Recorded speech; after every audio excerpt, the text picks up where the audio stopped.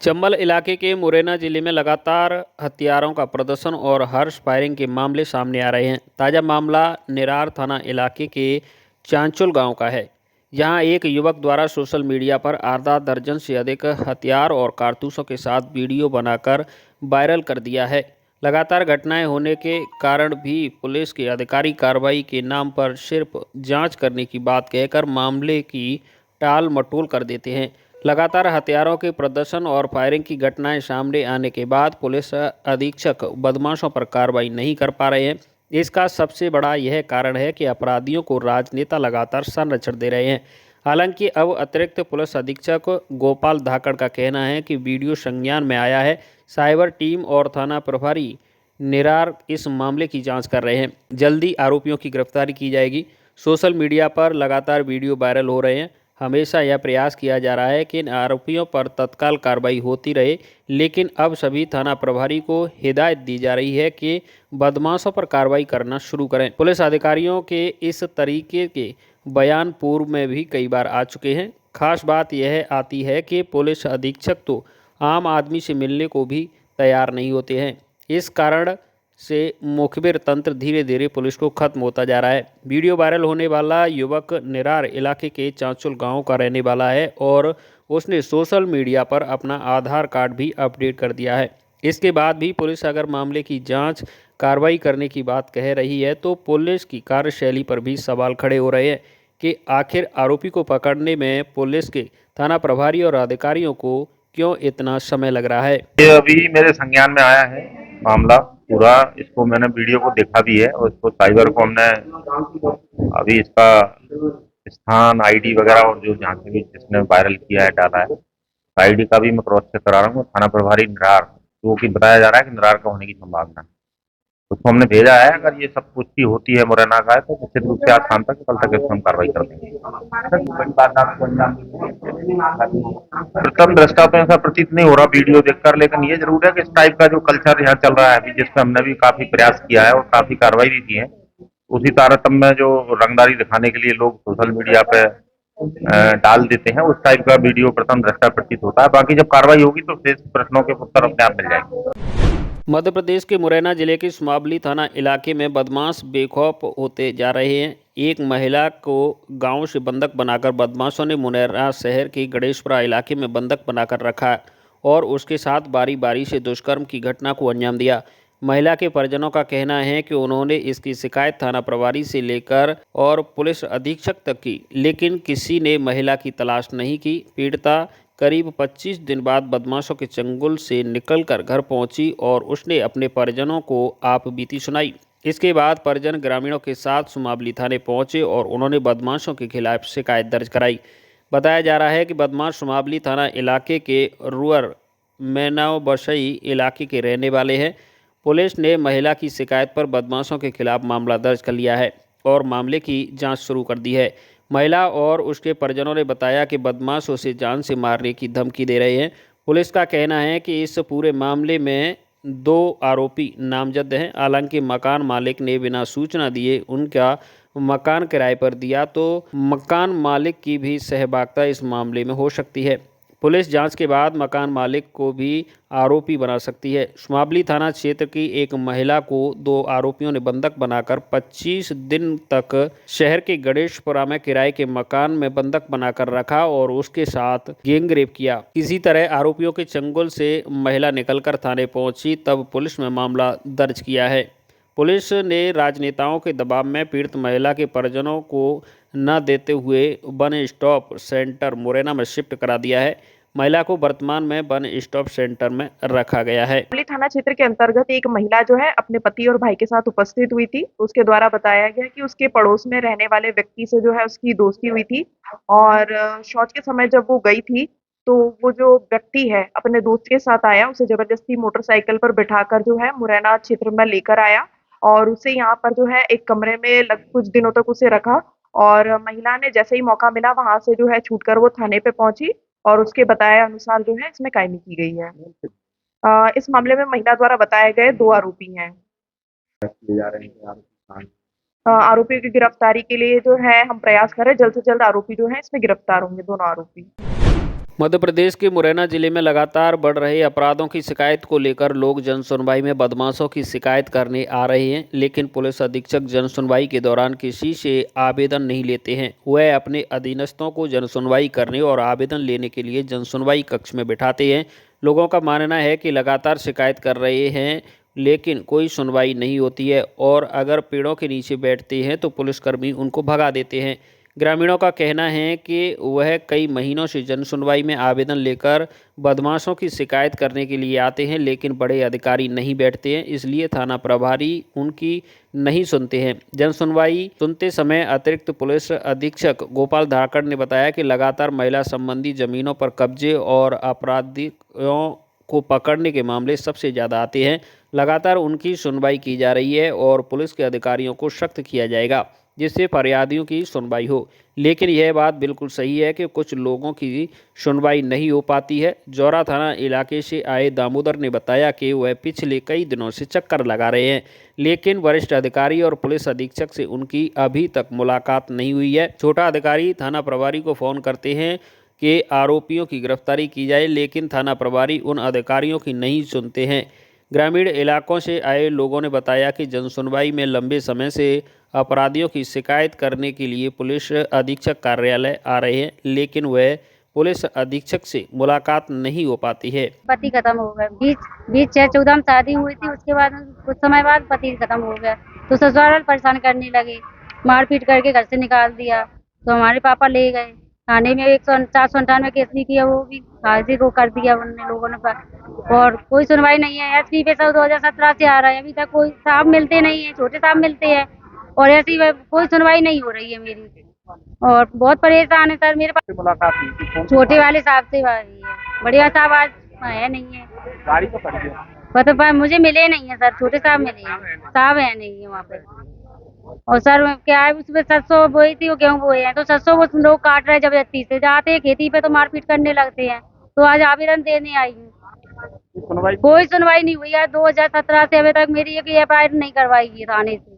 इतने पैसा थाने वाले भी नहीं सुनते और बाल्टी से पैसे ले लेते हैं तो उनकी बागचीनी थाने का, और बाल्टी से पैसे ले लेते उन बाल्टी की बजाने लगते और हमसे वो बदतमीजी से बोलते हैं, मोबाइल जो है अपना बंद कराओ और यहाँ से चली जाओ, नहीं जान से मार देंगे जी। आप थाने दिखाई तो सुनवाई चौथे नंबर पे आए वो क्या शिकायत है?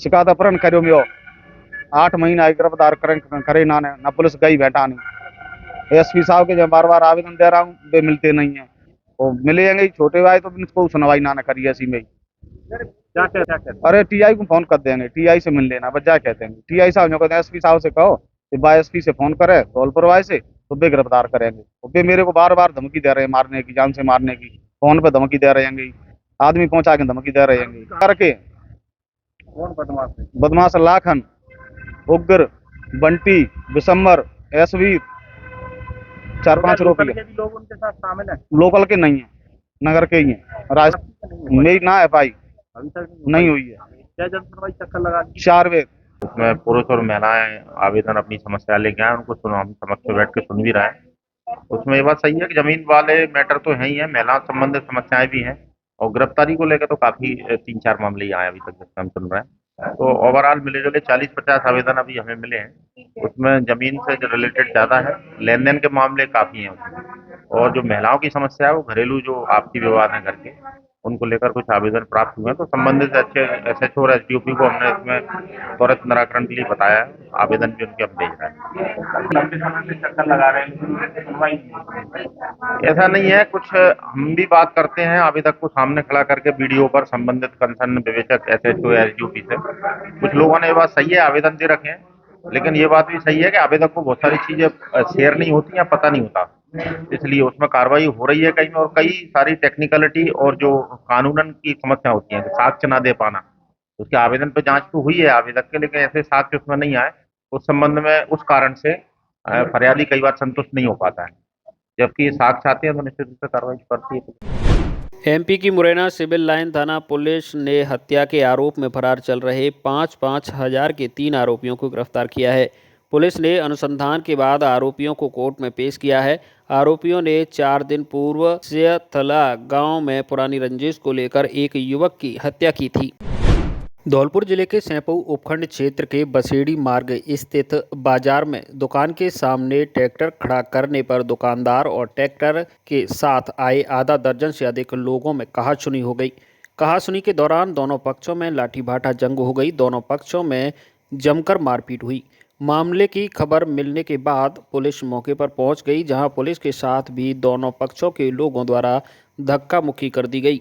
पुलिस ने दोनों पक्षों के लोगों को राउंड अप कर कार्रवाई शुरू कर दी है।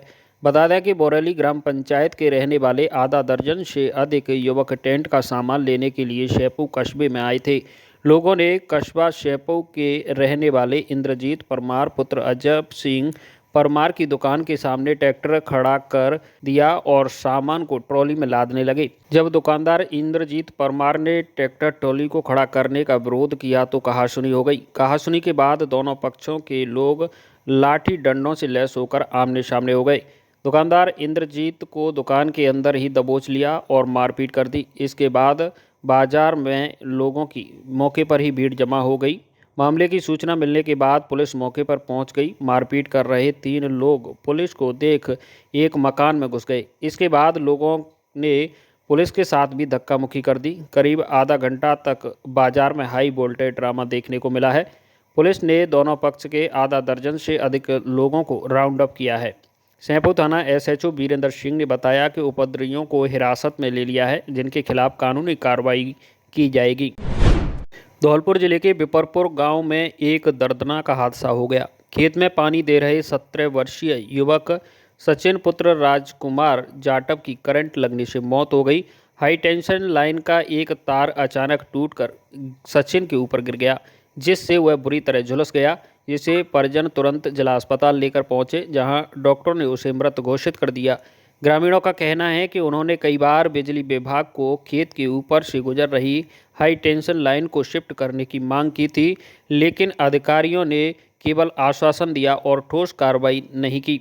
आखिरकार लापरवाही के चलते एक मासूम युवक की जान चली गई। सूचना मिलते ही पुलिस मौके पर पहुंची और शव को जिला अस्पताल की मोर्चरी में रखवाया। पुलिस ने मामला दर्ज कर जांच शुरू कर दी है। घटना के बाद गांव में आक्रोश व्याप्त है। ग्रामीणों और परिजनों ने बिजली विभाग के खिलाफ सख्त कार्रवाई की मांग की है, ताकि भविष्य में इस तरह की घटनाएं न हों। सचिन पुत्र राजकुमार जाटव निवासी बिपरपुर अपने खेत में समरसेबल से पानी देने गया था, जिसकी अचानक कोई बिजली का तार गिरने से उसके करंट लग गया, जिससे वो घायल हो गया, जिसको उसके परिजन कल हॉस्पिटल लेके आए। इलाज के दौरान उसकी मृत्यु हुई। आज पंचनामा की कार्रवाई की जा रही है और उसकी जांच की जा रही है। धौलपुर में जिस बच्चे का उपचार कराने ले जा रहे दंपत्ति की बाइक ट्रक से टकरा गई। दुर्घटना में उसी 4 साल के मासूम की दर्दनाक मौत हो गई, जबकि पति पत्नी गंभीर रूप से जख्मी हो गए हैं, जिन्हें उपचार के लिए जिला अस्पताल में भर्ती कराया गया है। घटना स्थल पर पहुंची सदर थाना पुलिस ने शव को कब्जे में लेकर पोस्टमार्टम करा दिया है। घायल दंपत्ति का उपचार किया जा रहा है। जानकारी के मुताबिक डोंगरपुर गांव के रहने वाले कान्हा कुमार अपनी पत्नी शीलू के साथ लेकर 4 साल के बच्चे दिव्यांश का इलाज कराने जिला अस्पताल ले जा रहा था और बाइक सवार दंपत्ति की बाइक को NH 44 पर कैथरी रिसोर्ट के पास तेज रफ्तार ट्रक ने टक्कर मार दी। दुर्घटना में दिव्यांश की मौके पर ही मौत हो गई, जबकि पति पत्नी गंभीर रूप से घायल हो गए। घटना की सूचना मिलने के बाद सदर थाना पुलिस मौके पर पहुंची। पुलिस ने पति पत्नी समेत बच्चे को जिला अस्पताल पहुंचाया, जहां चिकित्सकों ने स्वास्थ्य परीक्षण कर बच्चे को मृत घोषित कर दिया।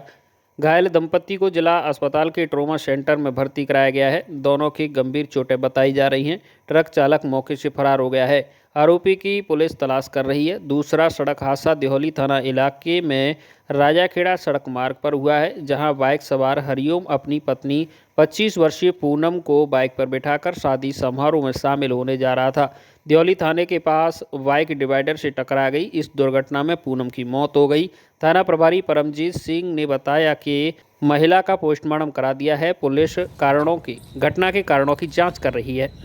पूनम का देवर उसको लेकर के कहीं निमंत्रण खाने के लिए जा रहे थे, तो थाने के सामने मोटरसाइकिल फिसलने से एक्सीडेंट हो गया, जिसको इलाज हेतु सदर अस्पताल धौलपुर लाया गया, जिसकी हॉस्पिटल में मृत्यु हुई, जिसकी लाश मोर्चरी में रखवाई गई और जिसकी पोस्टमार्टम करवाया जा रहा है। इसको पोस्टमार्टम कराने के बाद घर वालों को लाश सुपुर्द की जाएगी। धौलपुर जिले के सदर थाना क्षेत्र में सोमवार को एक वृद्ध का शव संदिग्ध अवस्था में मिला है। घटना सुंदरम रिसोर्ट के पास की है, जहां 60 वर्षीय दुर्गेश शर्मा पुत्र सुरेंद्र शर्मा निवासी तलैया बेहोशी की हालत में पड़े हुए थे। सूचना मिलते ही सदर थाना पुलिस मौके पर पहुंची और वृद्ध को जिला अस्पताल लाया गया, जहां डॉक्टरों ने उसे मृत घोषित कर दिया।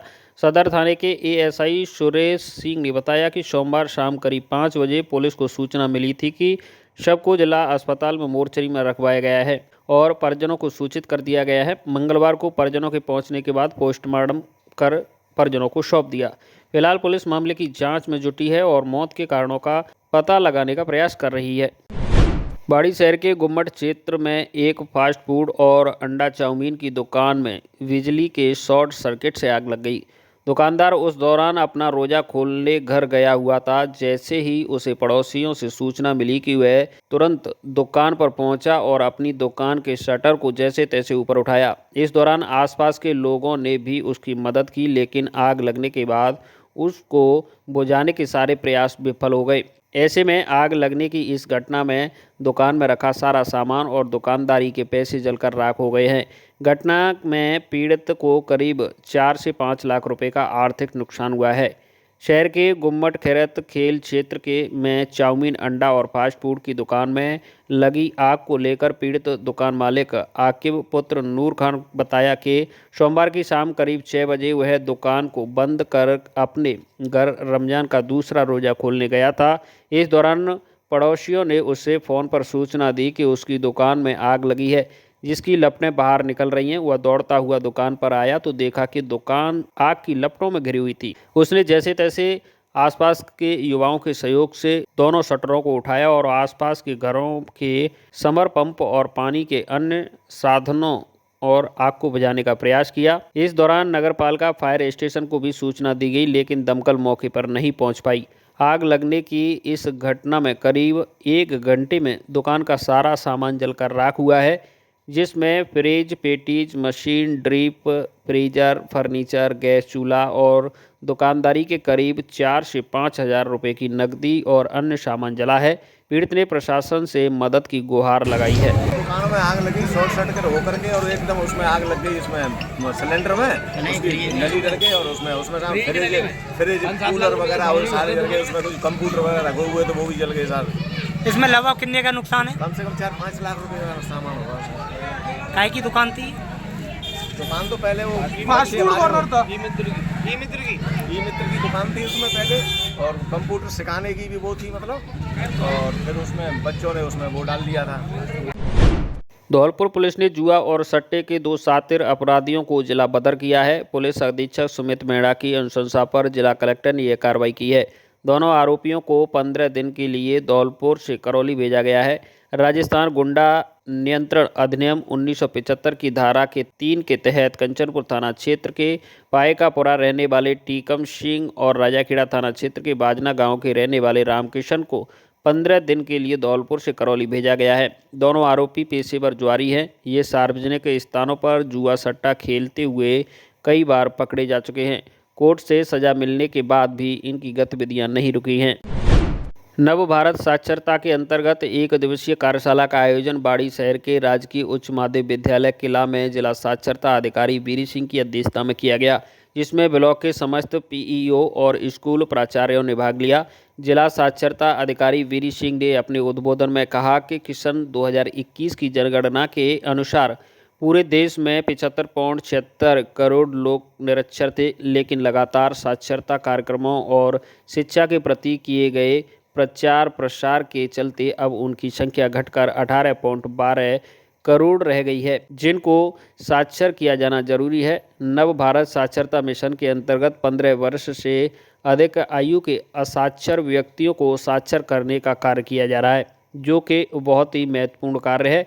इसके अंतर्गत आज के समय अनुसार न केवल साक्षर व्यक्तियों का हस्ताक्षर करना जरूरी है, बल्कि उसे इतना जागरूक और साक्षर बनाना है कि वह अपने नाम पते लिख सके, बैंक में जाकर वित्तीय लेन देन कर सके, मोबाइल चलाना सीख सके, क्योंकि मोबाइल से पैसों का लेन देन तो होता ही है, हर जानकारी मोबाइल पर उपलब्ध है, जिसके लिए डिजिटल साक्षरता, वित्तीय लेन देन, मोबाइल बैंकिंग, शिशु देखभाल, पशुओं की सुरक्षा आदि जैसे कार्य किए जा रहे हैं। इसलिए हमें इस कार्य को पूर्ण ईमानदारी से दिए गए हैं लक्ष्य का अनुसार पूर्ण करना है। इस दौरान संदर्भ व्यक्ति राजेश शर्मा व्याख्याता एवं भारत भूषण भारद्वाज अध्यापक द्वारा प्रशिक्षण दिया गया। इस अवसर पर प्रधानाचार्य हरिओम सिंह शेखरवार, प्रतिभा तोमर, भगवान दास शर्मा, रामदास बघेल, ओमवती मीणा, गोमान सिंह मीणा, लक्ष्मण सिंह आदि उपस्थित रहे। कार्यक्रम का संचालन ब्लॉक समन्वयक मुकेश अग्रवाल द्वारा किया गया। कोटा में आयोजित 40वीं अखिल भारतीय विद्युत खेल नियंत्रण बोर्ड की राष्ट्रीय पावर लिफ्ट प्रतियोगिता में सहायक निदेशक जनसंपर्क Jaipur Pavan Sharma, team manager Om, coach Ghanshyam Singh, engineer supervisor के नेतृत्व में राजस्थान विद्युत विभाग की टीम ने ऐतिहासिक जीत हासिल की। राजस्थान टीम ने 2 स्वर्ण, 3 रजत, 1 कांस्य पदक प्राप्त कर रनर अप चैंपियनशिप ट्रॉफी जीतकर विभाग का नाम भारत में रोशन किया। विद्युत विभाग शेपू के टेक्निकल प्रथम रूप सिंह यादव ने 505 किलोग्राम का भार उठाकर रजत पदक प्राप्त किया। इस ऐतिहासिक जीत से अधिकारियों और कर्मचारियों में खुशी की लहर है। रूप सिंह यादव ने बताया कि इस ऐतिहासिक जीत में पवन शर्मा, मुख्य कार्मिक अधिकारी अंकित मार्टन, सहायक अभियंता शेपू पुष्पेंद्र चौधरी का विशेष योगदान रहा है।